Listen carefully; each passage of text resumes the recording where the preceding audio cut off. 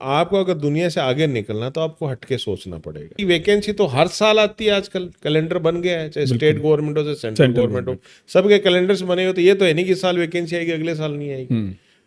वो 3 साल तैयारी के बाद जब बाजार में कूदेगा ना, मार्केट में कूदेगा, तो वो फिर सचिन तेंदुलकर बन के ही निकलेगा। बिल्कुल। ये लोगों के क्या दिमाग की भ्रांति है, या कुछ लोग उनको मिसगाइड कर देते हैं कि यार आप तो जो है ना 6 महीने साल भर में हो जाएगी तैयारी, लग जाओगे।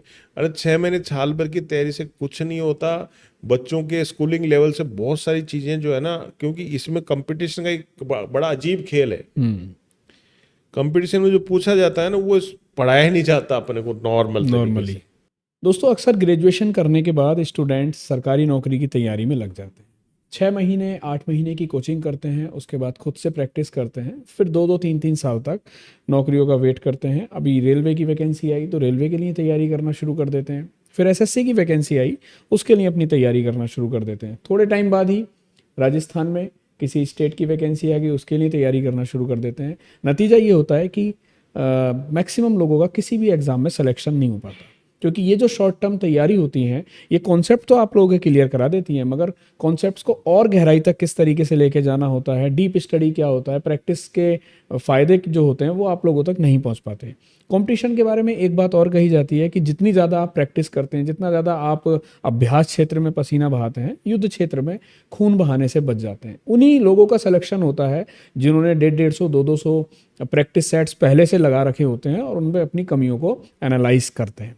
शॉर्ट टर्म तैयारी में एनालाइज करने का टाइम नहीं मिल पाता।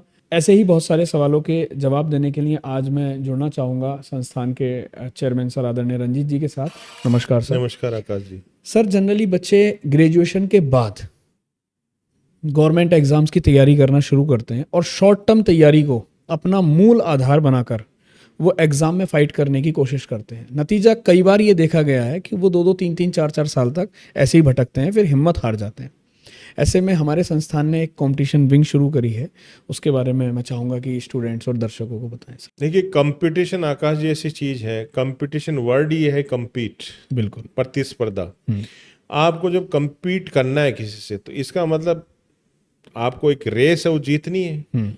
अब रेस में जीतेंगे तो कुछ लोग, सारे तो नहीं जीतेंगे। तो आपको अगर दुनिया से आगे निकलना तो आपको हटके सोचना पड़ेगा।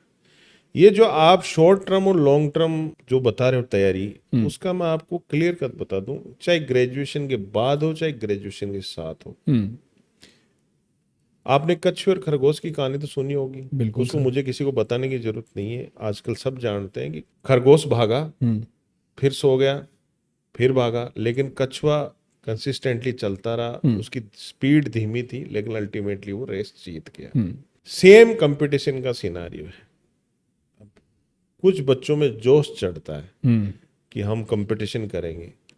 वो कई लोग ग्रेजुएशन के साथ भी कोचिंग में एडमिशन ले लेते हैं, ग्रेजुएशन के बाद भी ले लेते हैं।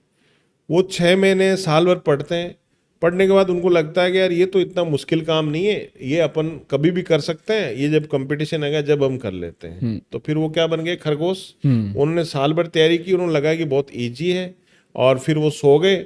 उसके बाद वो फिर वो वापस कब जगेंगे, जब वो आएगी, वैकेंसी आएगी।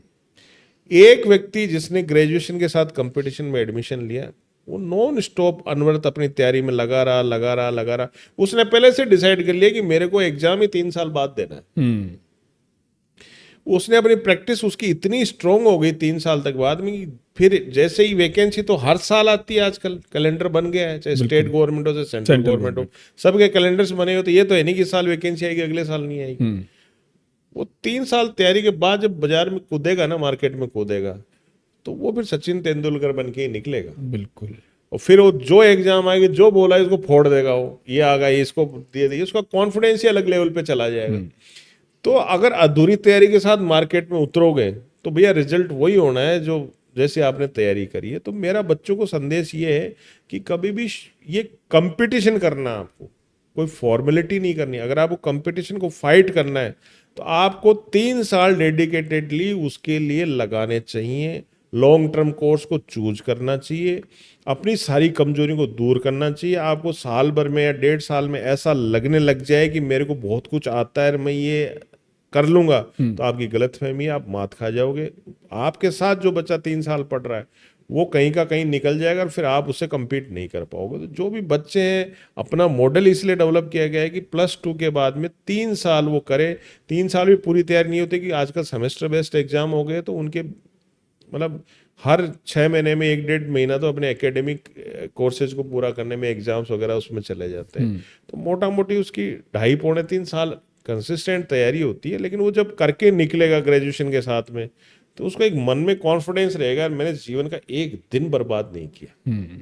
और वो निश्चित रूप से सफल होगा। और ये मैंने, जैसे ही वो फाइनल सेमेस्टर आएगा, जनवरी में वो एग्जाम फॉर्म भरना शुरू कर देगा और मई जून से वो परीक्षाएं देगा, और वो 4-6 महीने में कहीं ना कहीं सिलेक्ट हो जाएगा। बिल्कुल। तो उसको वो मलाल नहीं रहेगा कि मैंने कुछ जीवन खराब किया, अपना टाइम खराब किया, समय खराब किया। लेकिन वो तब भी हो पाएगा जब वो 3 साल लगातार पढ़ाई करे। जैसे आप एक एग्जाम्पल ले लें कि किसी आदमी को कुआं खोद के पानी निकालना है, तो वो कुआं खोदता रहा। कई बार क्या होता है कि अपनी जो प्रिडिक्शन होती है उससे ज्यादा गहराई पे पानी होता है। तो मान लो किसी ने कह दिया कि साहब यहाँ आपको 250 फुट खोदना है, 250 फुट पे पानी आ जाएगा। बहुत सारे लोगों ने क्या किया है कि 250 के लिए बोला, उसने 300 तक खोद दिया और पानी नहीं मिला, रिटर्न बैक हो गया वो। वहीं दूसरा आदमी ने सोचा कि मेरे को तो पानी निकालने ही खोदता गया, हो सकता है वो पानी 305 फुट पे ही हो। हाँ, 5-10 जस्ट वो 5 फुट के चक्कर में वो पीछे उसके 300 फुट भी बेकार हो गए। तो मेरे कहने का मतलब है कि कोई बच्चा अगर शॉर्ट टर्म तैयारी करता है, तो कुआं खोदना तो शुरू कर दिया उसने, लेकिन वो पानी तो नहीं मिला ना उसको, तो उसको तैयारी पूरी ही करनी पड़ेगी। और भैया जो बच्चा 3 साल तैयारी कर रहा है, तो उसे कैसे compete करेगा? कर ही नहीं या तो कोई आइंस्टाइन है। वो होते ही नहीं सारे, वो तो 1-8% होते हैं एक्सेप्शनल। तो तेरे को मेहनत कर, देखो मेहनत का कोई शॉर्टकट नहीं है आकाश जी। आप अगर सोचे, बच्चों के मन में भी ये है कि कई बार मन में ऐसे ख्याल आते हैं कि मैं बहुत इंटेलिजेंट हूँ, मैं यार जो ये जो बाकी फलाना 1 महीने में कर रहा है वो मैं 1 दिन में कर लूँगा। चीज़ वही होती है, कंपटीशन में सिलेबस सबका सेम ही होता है, सब सेम ही तैयारी करके जाते हैं। फिर उनमें से कुछ हजार ही सिलेक्ट क्यों होते हैं, बाकी लोग क्यों उस लेवल पे नहीं पहुंच पाते? क्योंकि वो बहुत गहराई से तैयारी करते हैं। इसमें कंपटीशन में चीजें घुमा घुमा के पूछी जाती है, वो कंटिन्यू प्रैक्टिस से निकलेंगी। बिल्कुल। एक बच्चा 3 साल तैयारी करेगा, 3 साल में कितने टेस्ट देगा वो? 3 साल में लगभग 200+। हाँ, वही बच्चा अगर साल भर तैयारी करेगा तो कितने टेस्ट देगा? 50-60? 50 दे पाए, क्योंकि टाइम तो तैयारी में 50 दे पाएगा। जिस आदमी ने 50 बार एग्जाम दी और जिस आदमी ने 200 बार एग्जाम दी, वो कैसे उसको compete कर सकता है? तो ये लोगों के दिमाग की भ्रांति है, या कुछ लोग उनको मिसगाइड कर देते हैं कि यार आप तो जो है ना 6 महीने साल भर में हो जाएगी तैयारी, लग जाओगे। अरे 6 महीने साल भर की तैयारी से कुछ नहीं होता। बच्चों के स्कूलिंग लेवल से बहुत सारी चीजें जो है ना, क्योंकि इसमें कंपटीशन का एक बड़ा अजीब खेल है। कंपटीशन में जो पूछा जाता है ना, वो पढ़ाया ही नहीं जाता अपने को नॉर्मली। जी के कौन पढ़ाता है जी? और कौन सा ऐसा बच्चा जो रोज बैठ के बचपन से न्यूज़पेपर पढ़ रहा है, उसको तो 3 साल तैयारी करेगा जब ही जी के इम्प्रूव होगा ना। एनालिटिकल स्किल्स कितने एक बच्चों की इम्प्रूव होती हैं, तो वो ये सब चीजें प्रैक्टिस से आती हैं। तो हमेशा बच्चे को अगर रियल में सिलेक्शन चाहिए, तो हमेशा लॉन्ग टर्म कोर्स और लॉन्ग सोच के साथ करना चाहिए, और कभी भी हिम्मत नहीं हारनी चाहिए, और कभी भी इस तरीके से दिमाग में ये चीजें नहीं आनी चाहिए कि शॉर्ट टर्म में मैं ये बेनिफिट गेन कर लूंगा।